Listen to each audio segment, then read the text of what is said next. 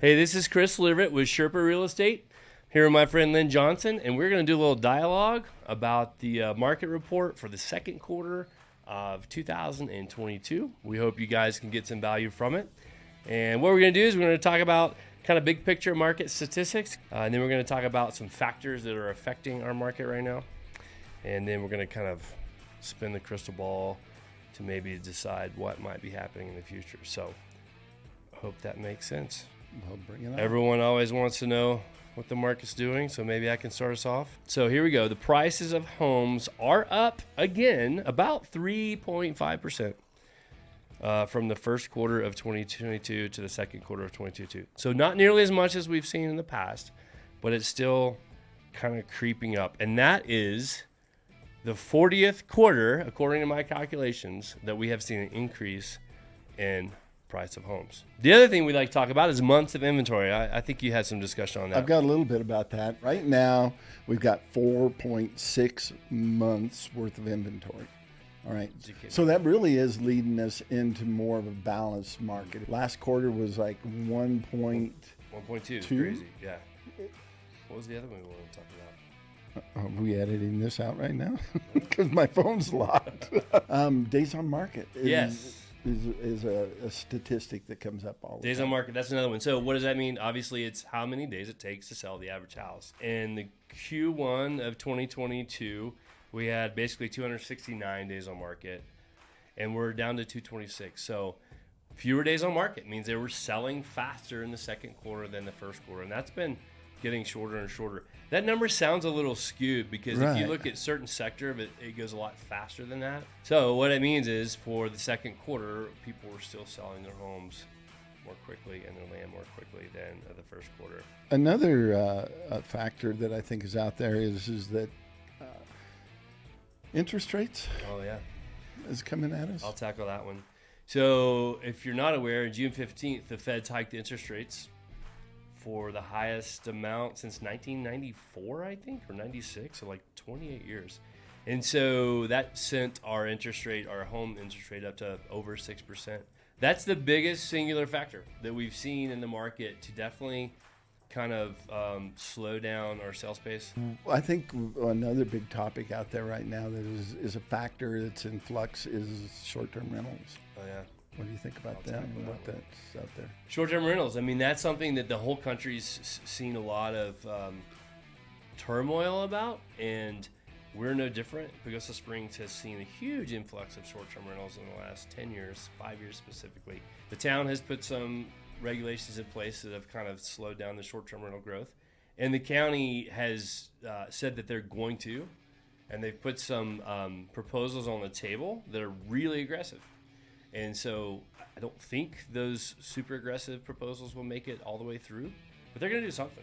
All those things, I think, just to kind of sum up the market conditions with the interest rates, with the STR on the chopping block, and kind of uncertainty of where interest rates are going, and inflation and gas prices. A lot of buyers who don't have to execute, they're just gonna wait a little bit. Hey, there's more inventory coming out. We have more options, And so they're going to be a little less aggressive on pulling the trigger this year, but they're still buying. And so give me a couple of points about kind of what you've seen this quarter, second quarter versus first. The first quarter we were in frenzied market, multiple offers everywhere, things going for way above list price, and that kind of thing. What are you feeling as on the daily and weekly as you see things come through? I'm seeing about the same amount of contracts being written, but I sense that there's a slowdown a little bit coming. The biggest thing I want everybody to realize, Pagosa Springs is still Pagosa Springs. Oh, man, yeah. It's nothing's changed here as far as it's still got national forest all the way around. It's just still the same rivers that flow through the town. It's still the same draw. So I think people are going to still come. Yeah.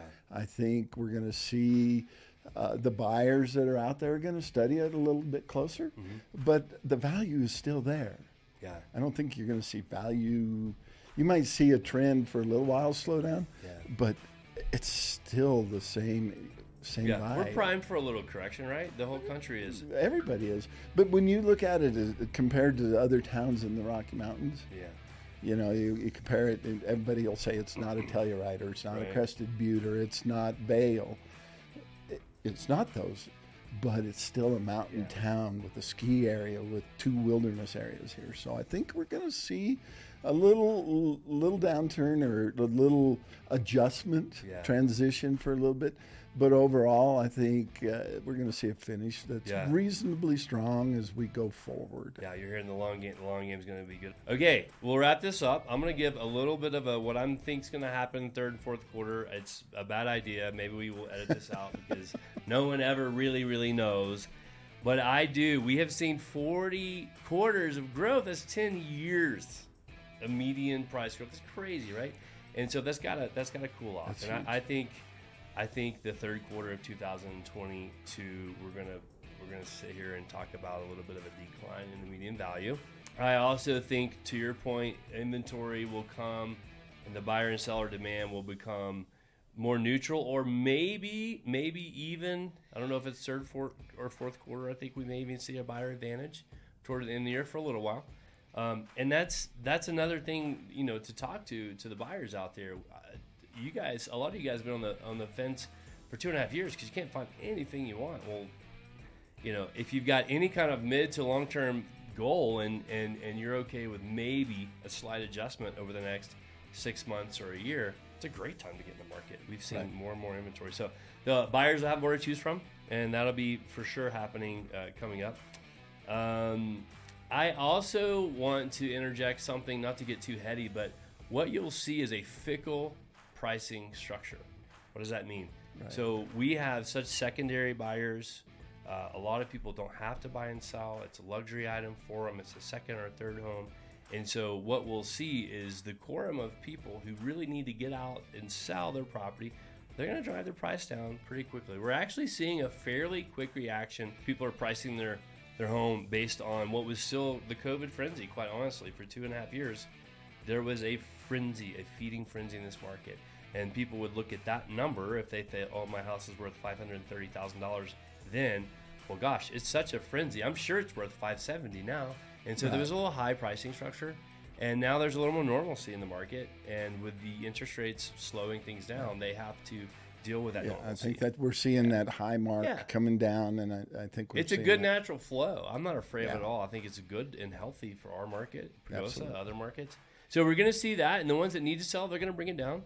And then you're still going to see some people holding out for these crazy numbers that they don't need to sell, but they would love to be a home run. So I think we'll see that happen in third and fourth. So you'll see clients come in, and agents will see clients come in, and they go, I don't understand. This house is for this is for this. Why?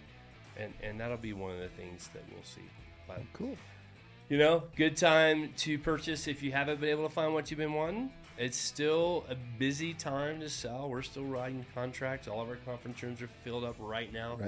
We've had people walk-ins are walking this morning. in. The phone's been calling. It's not dead. It's just kind of correcting and getting to a more normal place. So if you have your house priced right, it's going to sell.